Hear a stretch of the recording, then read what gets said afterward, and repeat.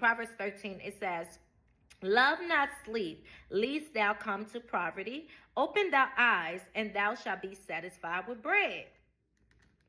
I like that bread. So God is telling you, listen, do not love sleep. If you love sleep, the end result is poverty. Okay? Sleep is good, but excessive sleep, just like we overindulge with food, that leads to poverty. So Proverbs 6:9-11, it says, how long wilt thou sleep, O sluggard? When wilt thou arise out of thy sleep? Yet a little sleep, a little slumber, a little folding of the hands to sleep. So shall thy poverty come as one that travel, and thy wants as an armed man. Okay? So God is letting you know again, sleep is not...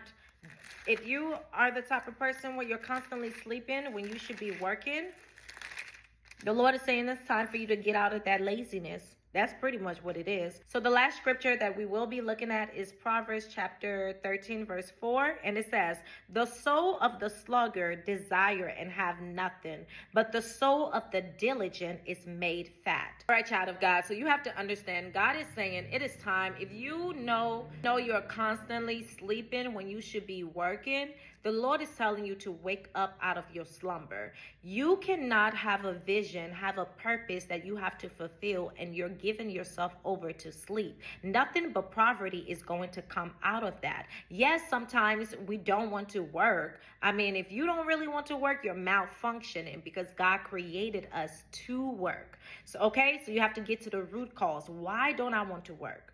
And what's really going on with my soul realm? Because God created us to delight in working. Adam was placed in a garden to work.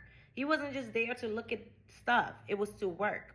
So we're designed to work. If you're not functioning properly, you don't like to work, you don't delight in hard work, then you need to sit with the Most High and ask him, what is going on with my soul? Is it the type of work I'm doing?